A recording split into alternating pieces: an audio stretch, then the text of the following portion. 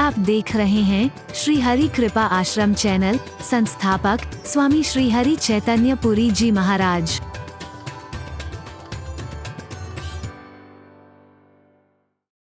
चले गए।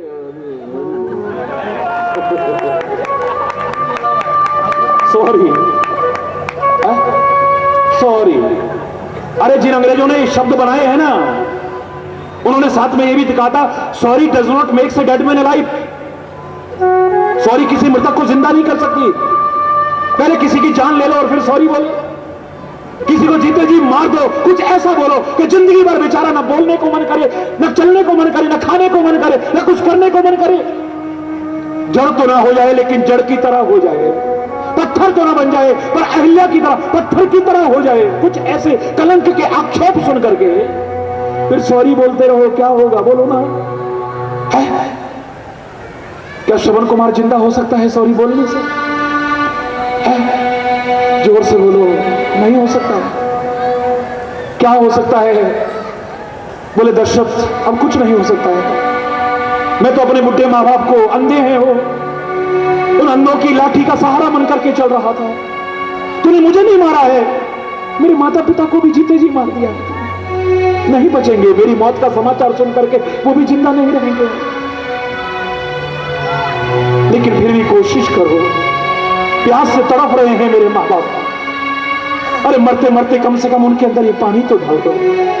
जब तक वो पानी ना पिए तब तक बताना नहीं कि मैं दशरथ बोल रहा हूं, वरना वो तुम्हारे हाथ का पानी भी नहीं पिए। क्योंकि मैं अगर माँ बाप से प्यार करता हूं तो मेरे माँ बाप भी मुझसे बहुत प्यार करते हैं। मैं संत और गुरु से अगर प्यार करता हूं, मेरे संत गुरु भी मुझसे बहुत प्यार करते हैं। और मैं चैलेंज करके कह रहा हूं, तुम्हें कहना नहीं पड़ेगा क्या प्रभु हमसे प्यार करेंगे। तुम अगर सच्चा प्यार प्रभु से करो, प्रभु तुमसे प्यार ना करे, हो ही नहीं सकता है। अरे प्रेम की रीत जमाने में निराली देखी, प्रेम की प्रेम से ही फलती डाली देखी। ये प्रेम ही पत्थर को भगवान बना देता है, प्रेम ही शैतान को इंसान बना देता है। ये सच्चा प्यार जहां पर हो वहां तो हरि बोल, जिसका अभाव आज घर घर में है, नगर नगर में है, डगर डगर में है। परमात्मा करे मेरे देश से फिर वो प्यार का संदेश जो कभी हम कहा करते थे, है प्रीति जहां की रीति सदा में गीत वहां के गाता हूं, भारत का रहने वाला हूं। भारत की बात, कभी प्यार की रीति होती थी, यहां प्यार के रिश्ते हुआ करते थे कभी कभी। अब नहीं कर रहा ज्यादा चर्चा इस पर, अपने प्रसंग पर आते हैं। गया है दशरथ हृदय में गिलानी लेते हुए, कोई दंड दे ना दे, लेकिन अगर अंतरात्मा की आवाज सुनना तुम्हें आ गया है, तुमसे कोई गलती होगी तो तुम्हारे हृदय में अंदर स्वयं गिलानी होगी, शर्मिंदगी होगी। और अगर तुम बेशर्म हो, तुम्हें अपनी अंतरात्मा की आवाज सुनने को नहीं मिली, तुम्हारे अपने अंदर गिलानी तो क्या होगी। कोई एहसास भी कराए तो बेशर्म की तरह कहते रहते हैं, हरि बोल। तड़पता हुआ गिलानी से चला जा रहा है, हिम्मत नहीं हो रही है, लेकिन मरते हुए श्रवण कुमार की अंतिम इच्छा पूरी करने पहुंचा है। पानी का लोटा आगे बढ़ाया है, पदचाप सुन करके वो श्रवण कुमार के माता पिता कहते हैं, आ गए बेटा। बोला नहीं, पानी आगे बढ़ाया, बोले बेटा इस पानी से ज्यादा प्यास तो तेरी आवाज सुनने की होती है। हमें डर लग रहा था जंगल में कुछ दुर्घटना तो नहीं हो गई। बेटा पानी बाद में पिएंगे, मेरे जिगर के टुकड़े एक बार अपनी आवाज तो सुना दे, तू एक बार अपनी आवाज तो सुना दे। दशरथ तो ऐसे लग रहा था कि जमीन फट जाए तो उसमें समा जाए। एक एक शब्द अंदर से फाड़ता चला जा रहा है, बिना दंड दिए वो सजा मिल रही है। शायद कोई कानून इतना बड़ा दंड नहीं दे पाएगा। आखिर में हार के कहते हैं, मैं श्रवण कुमार नहीं हूं, मैं अपराधी हूं तुम्हारा। मैंने कान से शब्द सुनकर के खाली तीर छोड़ दिया था। और बुरा मत मानना मेरे प्यारे बच्चों, हम में से अधिकांश भी क्या करते हैं, कान से शब्द सुनकर के तीर इस जवान से छोड़ते हैं। उसने ऐसा कहा हमारे लिए, उसने ऐसा कहा हमारे लिए, उसने ऐसा कहा हमारे लिए। कान से सुनते, सच्चाई जानने की हमारे अंदर कोई सामर्थ्य नहीं है। कान से कुछ सुना, जवान से तीर चलाना शुरू कर दिया। न देखा कि सामने कौन है कौन नहीं है। बाद में फिर गिलानी, पश्चाताप और शर्मिंदगी के अलावा जब सच्चाई पता लगती है, हमारे हाथ में कुछ नहीं होता है। क्यों नहीं छोड़ते हो तीर इस जवान से?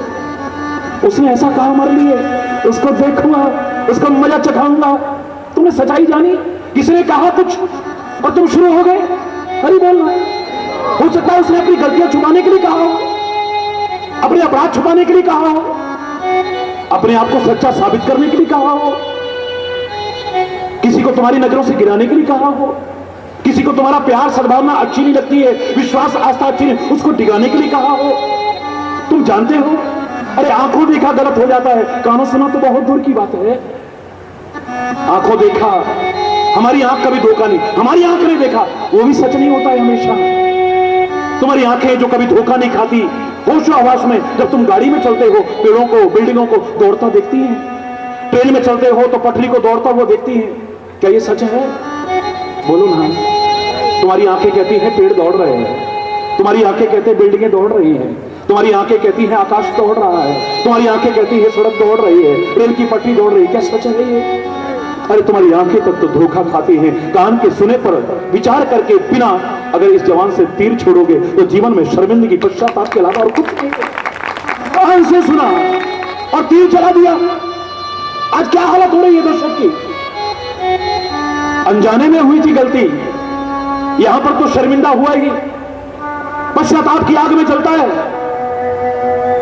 मरते मरते तड़फते तड़फते अपने बेटे के प्यार और याद में वो बुढ़े अंधे शबन कुमार के माता पिता कहते हैं,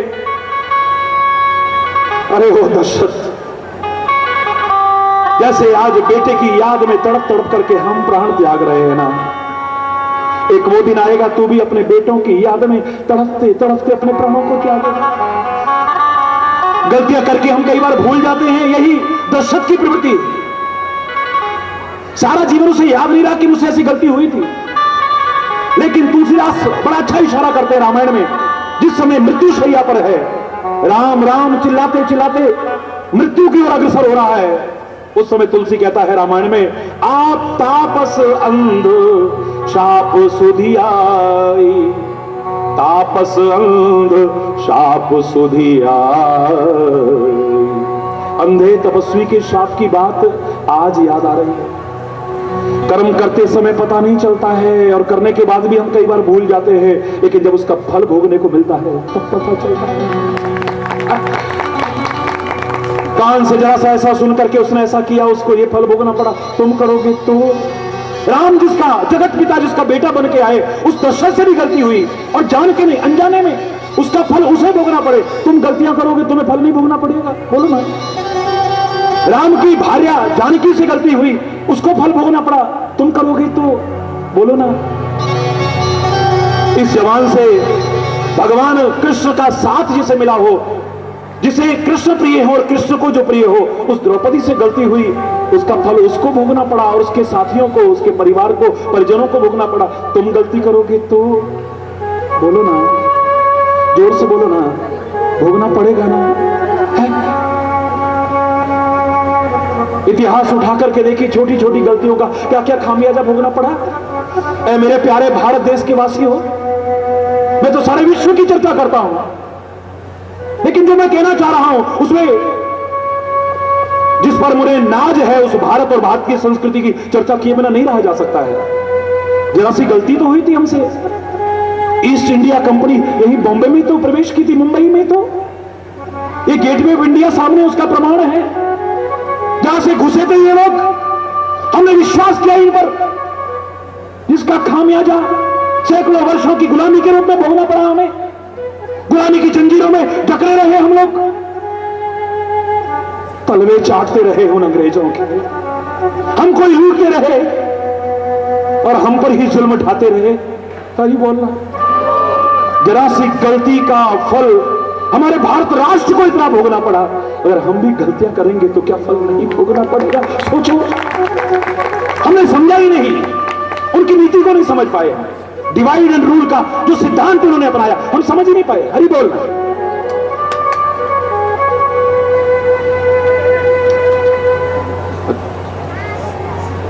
हम पर फूट डालते रहे और राज करते रहे। हरि बोल। और हम आपस में बढ़ते रहे, कहीं जाति के नाम पर बढ़ते रहे, कहीं धर्म के नाम पर बढ़ते रहे, कहीं संप्रदाय के नाम पर बढ़ते रहे, कहीं स्थान के नाम पर बढ़ते रहे, कहीं भाषा के नाम पर बढ़ते रहे। वो बांटते रहे और हम बढ़ते रहे। आज भी क्या हालत हो रही है देश की, कई बार कह चुका हूं और मैं कहीं बिना नहीं रह पाता हूं कि अब फिर वही दशा है। कुछ जयचंद हुए फिर पैदा जो जहां दुश्मन से मिलते, जब जब आग लगी भारत में उनके चेहरे खिलते, तरस न खाते, जश्न मनाते, अपनी जेबें भरते, अपने नीच कुकृत्यों से इस मां को पीड़ित करते। अरे जख्मी होकर भारत माता फिर से करा रही है, आजाद भगत सिंह बोस पुत्र गांधी को बुला रही है। ये गुलाम कर देंगे, था तुमने आजाद कराया, लाखों वीर सपूतों ने तब था रक्त बहाया। कुछ सोचा है जब से मिली है मुझको आजादी, और तो मुझको देना क्या था, दी है केवल बर्बादी।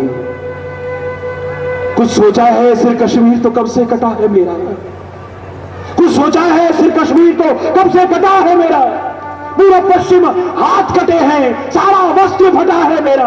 अरे और न काटो और न बांटो और न जख्म बढ़ाओ तुम, थोड़ी भी यदि लाज है बाकी मुझ मां की लाज बचाओ तुम।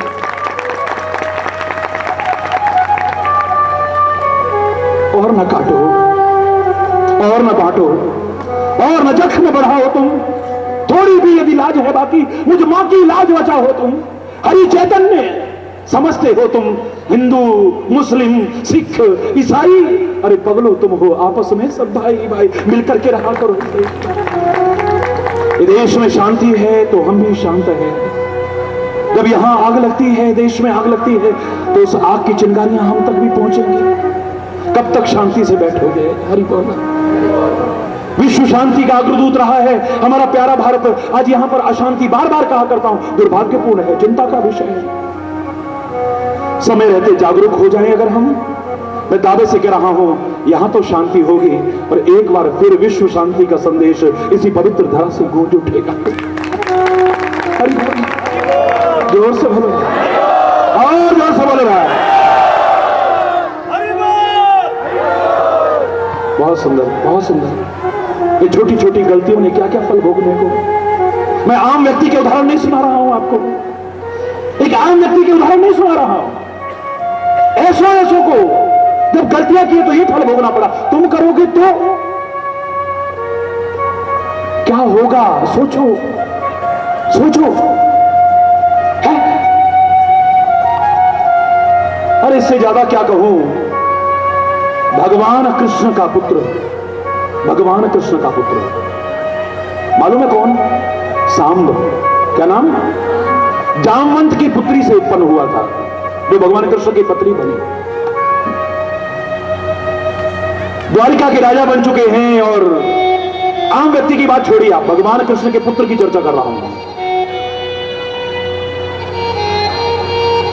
द्वारिका के बाहर ऋषि मुनि पधारे हैं,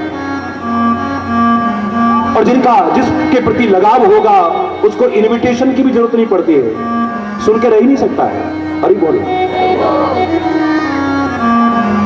रह ही नहीं सकता है, जैसे आप लोग नहीं रह पा रहे हो। हरि बोल। आपके प्यार के लिए तो मैं अब ताली बजाऊं तो ज्यादा अच्छा। हरि बोल। जिसको पता लगा कि अत्रि आए हैं, वशिष्ठ आए हैं, विश्वामित्र आए हैं, दुर्वासा ऋषि आए हैं, बड़े बड़े ऋषि मुनि, कहां तक नाम गिनाऊं, इतिहास भरा हुआ है। द्वारिका के बाहर आकर के टिके। शाम को ये सारे राजकुमार घूमने निकले। हरि बोल। ये कथा आपने सुनी होगी, मैं कथावाचक तो नहीं हूं, और कथावाचकों की बुराई भी नहीं करता हूं। वो अपनी वाणी पवित्र करते हैं, आपके कान पवित्र करते हैं, वातावरण पवित्र करते हैं, उनको भी नमन, आपको भी नमन। लेकिन मैं कोई व्यावसायिक कथावाचक तो हूं नहीं। आप लाठी वाला भैया कहते हो तो एक भाई के नाते ही मार्गदर्शन दिया करता हूं, और वो मार्गदर्शन जो अपना करके मुझे सुख और आनंद मिला है वही तुमको बताने की कोशिश करता हूं, इसके अलावा नहीं। हरि बोल। राजकुमार, एक और जवानी, एक और राज्य सत्ता का मद, राजकुमार है भाई।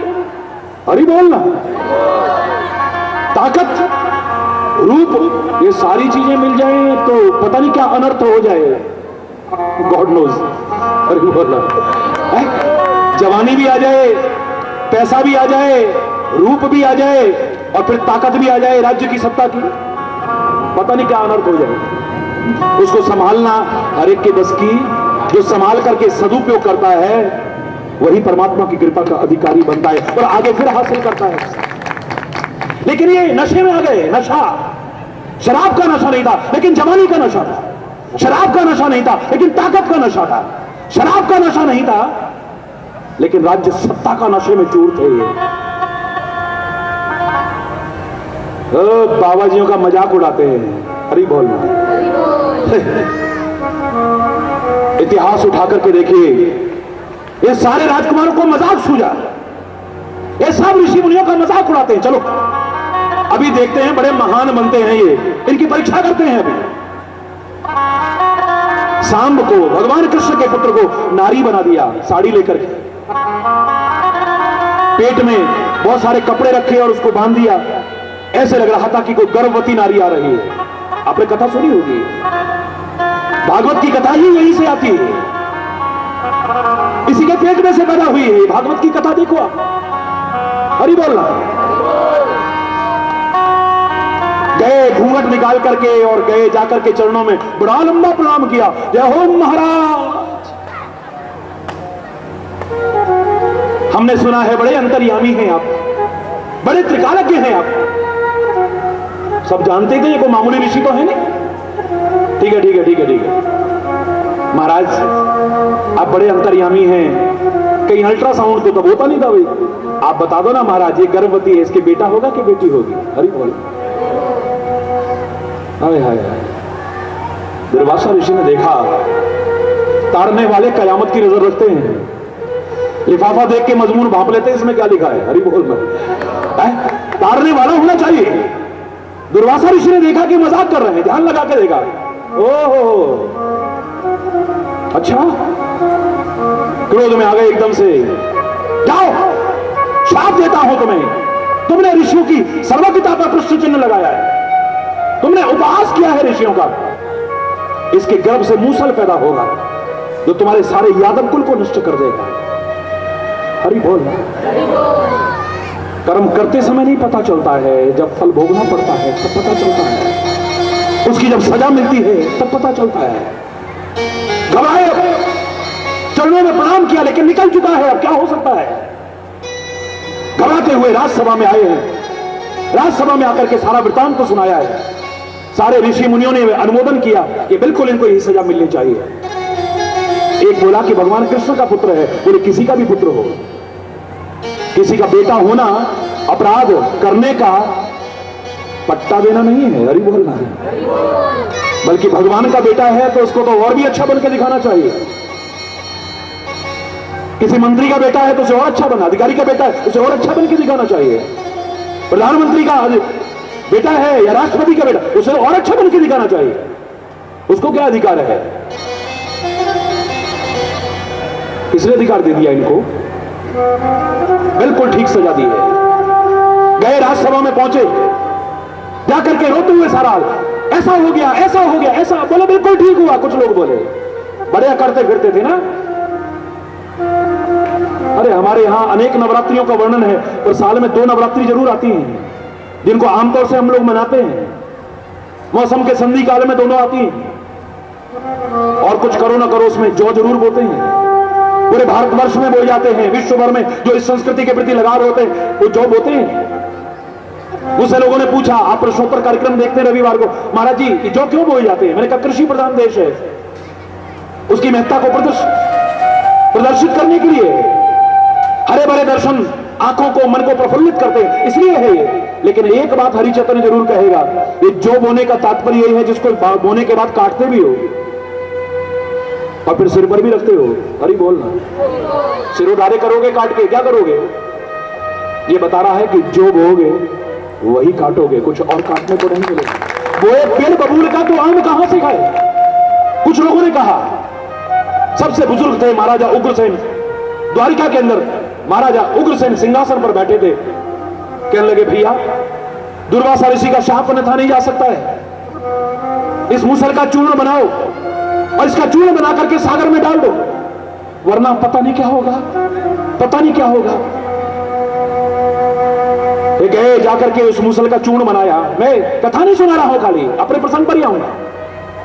मूसल का चूर्ण बनाया है, सारा का सागर में डाल दिया है। एक टुकड़ा बचा था, उसको ऐसे ही फेंक दिया है, उसे मछली निकल गई है, जैसी कथा मिलती है। मछुआरे ने पकड़ा है, जरा नाम के व्याध के पास वो मछली पहुंची है, उसने उसे काटा है, वो चमकने वाला टुकड़ा मिला है, उसको रगड़ करके नुकीला बनाया है, उसे तीर पर लगाया है। लड़ाई हुई, आखिर में सारे यादव कुल आपस में लड़ने लगे। ऋषि का शाप अन्यथा कैसे जा सकता था? अपने कर्मों का फल तो एक दिन अवश्य भोगना पड़ेगा, कभी ना कभी तो भोगना पड़ेगा। वो सामने आ जा रहा है, अस्त्र शस्त्र खत्म हो गए, लड़ते लड़ते सागर के किनारे पहुंचे। वो जो चूर्ण फेंका था उस मूसल का, वो किनारे पर लहरों के साथ आकर के गिरा था और उससे एक घास पैदा हुई थी, एरक नाम की नुकीली घास। आखिर में उसी से लड़ते लड़ते सब खत्म हो गए, एक नहीं बचा, सारा यादव कुल नष्ट हो गया। सोचो भगवान कृष्ण जिस कुल में पैदा हुए हो, कितने सौभाग्य हैं उस कुल के, लेकिन उस कुल में भी अगर कोई गलत करे तो उन्हें तो फल भोगना ही पड़ा। और वो जो नुकीला बनाया गया था ना टुकड़ा, भगवान कृष्ण के चरणों में लगा। सृष्टि के कण कण में समाया मेरा परमात्मा, सर्वव्यापक परमात्मा, निराकार रूप से सदैव है, लेकिन साकार लीला का संवरण ये करते हुए दिखा रहा है कि कर्मों का फल चाहे भगवान कृष्ण का बेटा भी करे तो पूरे कुल को, और यहां तक कि भगवान कृष्ण तक को भोगना पड़ सकता है। तुम अगर गलत करोगे तो उसका फल कैसे नहीं भोगोगे, कैसे बचोगे? अपने कर्मों का फल तुम्हें न भोगना पड़े, ऐसा कैसे हो सकता है? देर हो सकती है पर अंधेर नहीं है। एक दिन हमें अपने कर्मों का फल अवश्य भोगना पड़ता है, चाहे जानबूझ के करे चाहे अनजाने में करे। अब करें या पहले के हों, अच्छे हों या बुरे हों। एक दिन मैंने संतों की चर्चा कर रहा था तो इतना कह बैठा कि संत का आचरण कैसे होता है, चंदन की तरह। हरि बोल। और गलत भी नहीं कहा था, तो उसको चाहे कुल्हाड़ी काट के टुकड़े टुकड़े कर दे, लेकिन बुरा चाहने वाले का भी जैसे संत भला चाहता है, ऐसे चंदन उसको भी खुशबू देता है। आग में जला दो फिर भी खुशबू आती है, घिसो तो किसी भी भावना से उपयोग करो, चंदन खुशबू ही देता है। एक व्यक्ति ने प्रश्न भेजा मेरे पास, महाराज जी आप तो कहते हो कर्मों का फल भोगना पड़ता है, लेकिन कुल्हाड़ी को तो अपने कर्मों का फल मिला ही नहीं। हरि बोल। इसने चंदन के टुकड़े टुकड़े किए, बदले में क्या मिला? खुशबू। हरि बोल। क्या मिली? चंदन की। इसने चंदन के टुकड़े टुकड़े काट काट के किए, इसे कर्मों की सजा क्यों नहीं मिली? बोलो ना। अच्छा प्रश्न था। मैंने कहा शायद आप जानते नहीं हैं कुल्हाड़ी के बारे में भी और चंदन के बारे में भी। अरे चंदन का अपना काम है, लेकिन कुल्हाड़ी को सजा नहीं मिलेगी। कुल्हाड़ी कब तक काटेगी? काटते काटते काटते काटते उसका नुकीलापन खत्म हो जाता है। क्यों नहीं होता? काटते काटते कुल्हाड़ी का नुकीलापन खत्म हो जाता है, और जब कुल्हाड़ी का नुकीलापन खत्म होता है तो उसे चंदन की खुशबू नहीं दी जाती है, चंदन का लेप नहीं किया जाता है, लोहार के पास ले जाते हैं, तपाते हैं उसे बुरी तरह से, आग में डाल के आग बना देते हैं उसे। और इतने पर सब्र नहीं आता, निकाल करके घन और हथौड़े से बुरी तरह पीटते हैं। कर्मों की सजा तो एक दिन मिलती, कौन कहता नहीं मिलती? अपने कर्मों का फल एक दिन अवश्य भोगना पड़ेगा, कोई भी क्यों ना हो। अरे कैकेयी नरेश जैसे धर्मात्मा की पुत्री कैकेयी कोई मामूली बात है? महाराजा दशरथ, चक्रवर्ती सम्राट महाराजा दशरथ की पत्नी बनने का जिसे सौभाग्य मिला हो, वो कैकेयी कोई मामूली बात है? विष्णु के अवतारी भरत की मां बनने का जिसे सौभाग्य मिला हो, वो कैकेयी कोई मामूली चीज हो सकती है? परब्रह्म परमात्मा श्री राम की मां कहलाने का जिसे सौभाग्य मिला हो, वो कैकेयी कोई कम सौभाग्यशाली है? कितने सौभाग्य हैं इसके, लेकिन गलती कर बैठी। मंत्रा जैसी नीच मति की दासी की अनुसार अपने जीवन को ढालने की कोशिश की है, गलत संगति कर बैठी है, सौभाग्य भी चला गया और सुहाग भी उजड़ गया। जब ऐसों के साथ ऐसा होता है, हम गलतियां करेंगे, हमें क्या फल भोगना पड़ेगा? विचार करो। शायद गलत नहीं मैंने कहा आपसे, इस वाक्य को जीवन का आधार बना लेना। बड़े बड़े वाक्य सुने होंगे आपने, लेकिन आज ईश्वर की कृपा से जो वाक्य उभर करके आया है, ये वाक्य कोई मामूली वाक्य नहीं है। पिछले 1.5 महीने से इसी पर चर्चा कर रहा हूं कि भूल कर भी ना हो यदि भूलें, बोलो, भूल करके भी यदि ना हो, यानी गलती से भी गलती ना हो, भूल कर भी यदि ना हो हमसे भूलें, बोलो,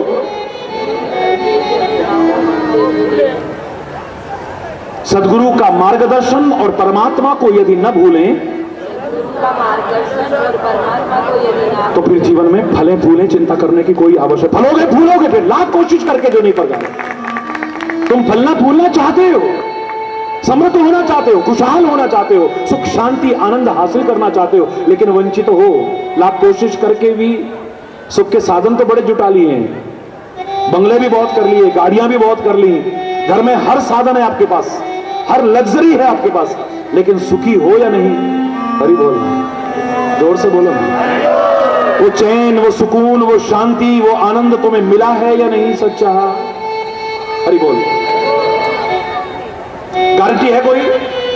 बोलो, गारंटी है? कोई नहीं कह सकता है, कोई नहीं कह सकता है।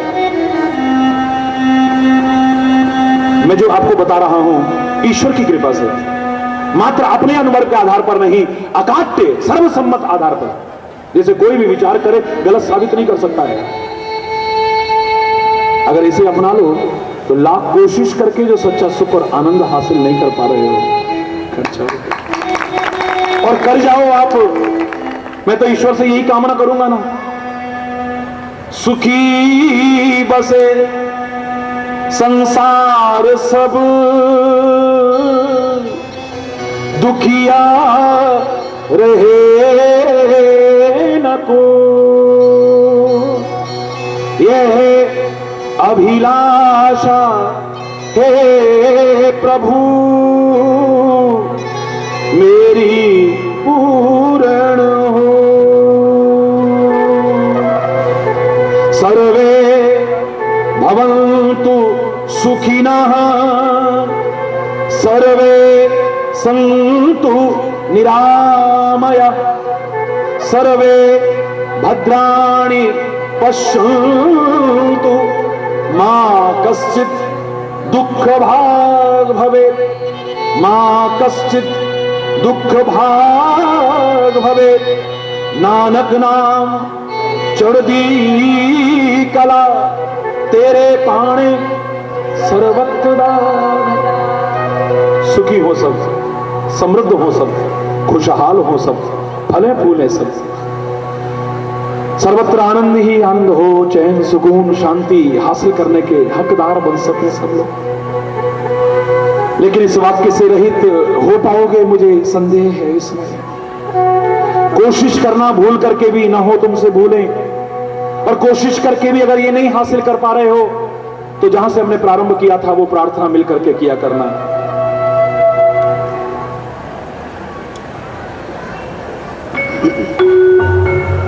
इतनी शक्ति हमें देना दाता, मन का विश्वास कमजोर होना। इतनी शक्ति हमें देना दाता, मन का विश्वास कमजोर होना। हम चले नेक रास्ते पे, हमसे भूल कर भी कोई भूल होना। कोशिश करना, साथ में प्रार्थना करना कि भूल करके भी भूल ना हो हमसे। इतनी शक्ति हमें देता, मन का विश्वास, इतनी शक्ति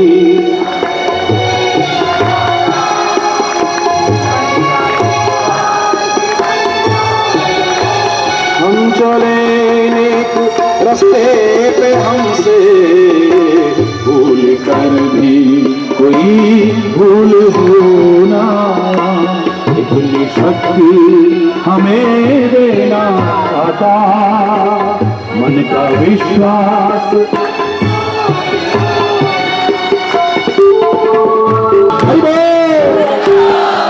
जोर से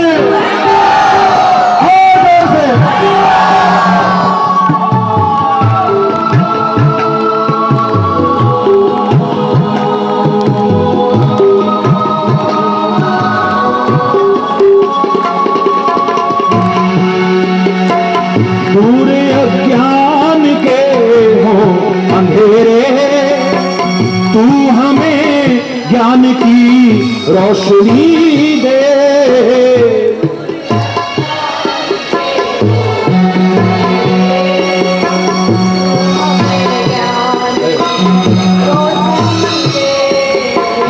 हर बुराई से बच के रहे हम, जितनी भी दे भली जिंदगी दे। वैर होना किसी का किसी से, ना मन में बदले की होना। हम चले नेक रास्ते पे हमसे भूल कर भी कोई भूल होना। शक्ति हमें देना चाहता, मन का विश्वास कमजोर होना। मन का विश्वास कमजोर होना। मन का विश्वास कमजोर होना।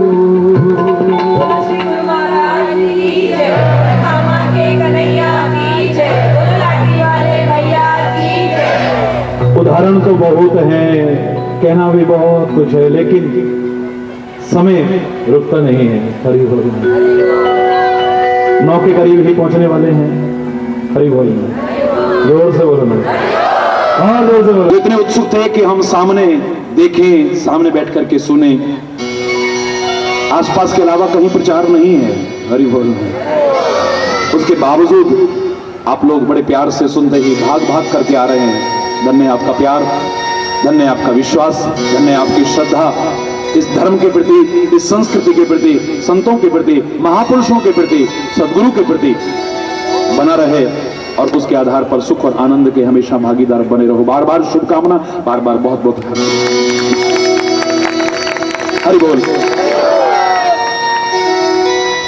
भूल करके भी ना हो हमसे, जोर से बोलो, भूलें सदगुरु का और संतों का मार्गदर्शन और परमात्मा को यदि न भूलें तो फिर जीवन में फलें फूलें, ये पक्की बात है, कोई संदेह की गुंजाइश नहीं है। फलोगे, फूलोगे, समृद्ध होगे, खुशहाल होगे, सुखी समृद्ध जीवन अपना बना सकोगे। सच्चा चैन, सच्चा सुकून, सच्ची शांति प्राप्त करने के अधिकारी बन सकोगे, ऐसा मेरा विश्वास है।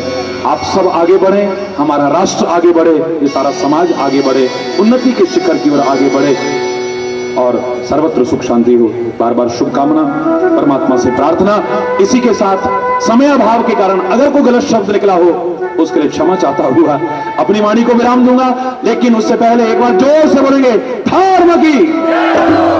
अपने अपने स्थान पे खड़े हो जाएंगे सभी लोग। धर्म का, प्राणियों में विश्व का, गौ माता की, भारत माता की, गंगा माता की, संत समाज की, भारत की देवियों की, भक्त समाज की।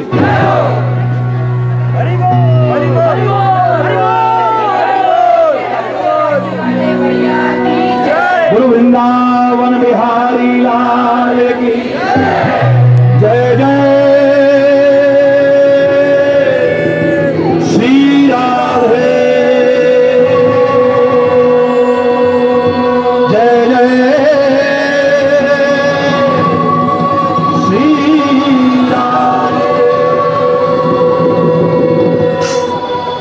ये हमारा देश ही हो सकता है जहां राष्ट्र नहीं, राष्ट्र के साथ साथ राष्ट्र में सौराष्ट्र भी, महाराष्ट्र भी। हरि बोल। गणपति बप्पा।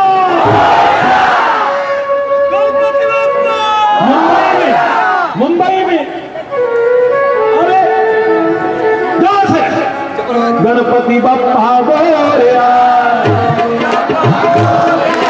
मंगल मूर्ति बोलिया, गणपति बप्पा बोलिया, मंगल मूर्ति बोलिया, गणपति बप्पा बोलिया, गणपति बप्पा बोलिया, मंगल मूर्ति बोलिया, मंगल मूर्ति बोलिया, बोलिया रे बप्पा बोलिया रे, ओ बोलिया रे बप्पा बोलिया रे।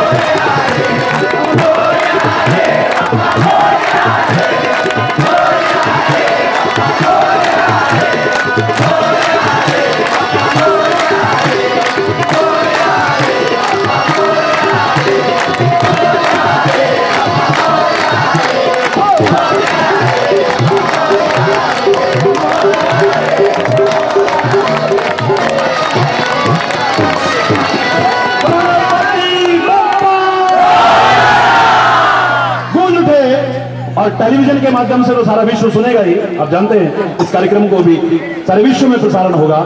हाँ, विभिन्न, तो एक बार जोर से बोले ना, गणपति बप्पा,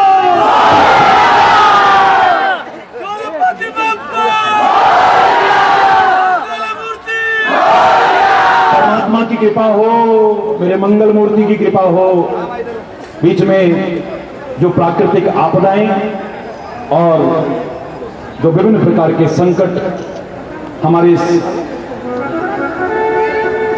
मुंबई शहर में, महाराष्ट्र के विभिन्न भागों में, गुजरात में और देश के विभिन्न भागों में सहन किए हैं, कल जो गुजरा वो फिर से न गुजरे, आने वाला वो कल ऐसा होना।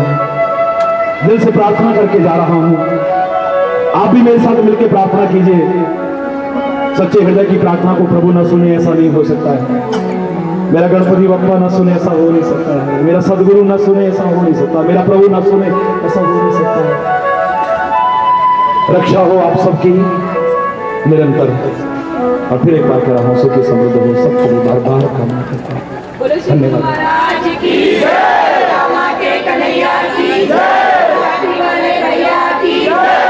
आरती अपने अपने स्थान से। ओम जय गुरु जय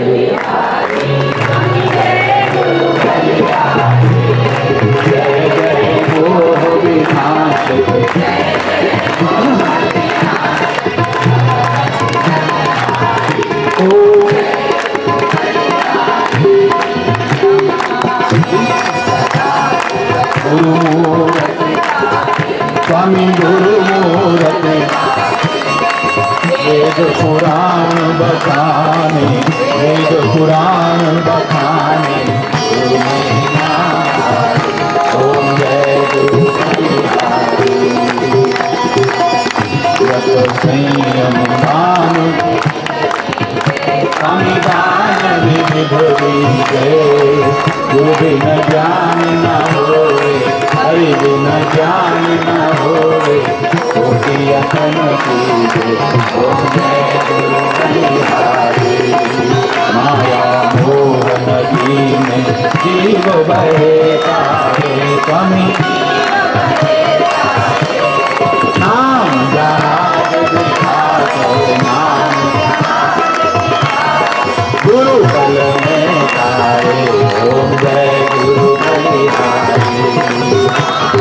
शुभ मद मकर चोर बड़े हारे, स्वामी राम खड़ग ले कर में, राम खड़ग गुरु सब संहारे। ओम जय गुरु। जगत में निज निज गुण गावे, स्वामी निज निज गुण गावे। सबका सार बताते, सबका सार बलिहारी। शरण करे सबका जगहारी, स्वामी सुन वचन समनाते, सुन तो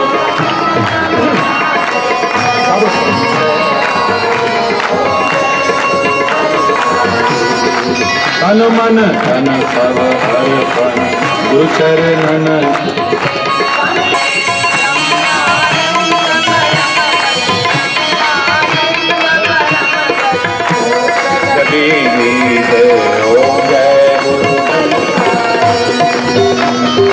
तुम्हें माता पिता तुम्हें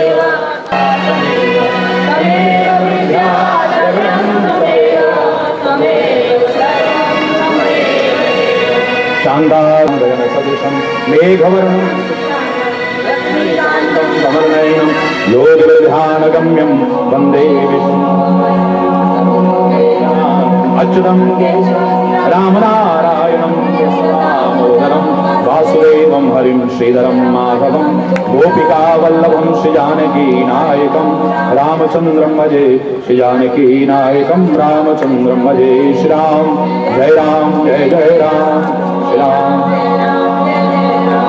एक बार जोर से बोलेंगे धर्म की, अधर्म का, प्राणियों में विश्व का गौ माता की, भारत माता की, गंगा माता की, संयुक्त समाज की, भारत की देवियों की, भक्त समाज की।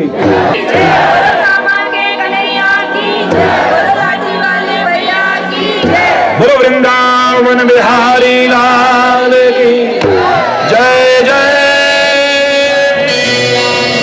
श्री राधे श्याम राम। हरि बोल, हरि बोल, हरि बोल। धन्यवाद, बहुत बहुत धन्यवाद।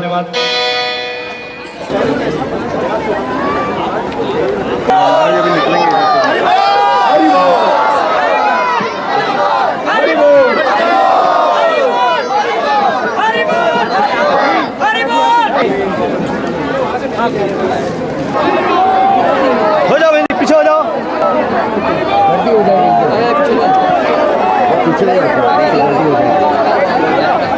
चलो बहन जी।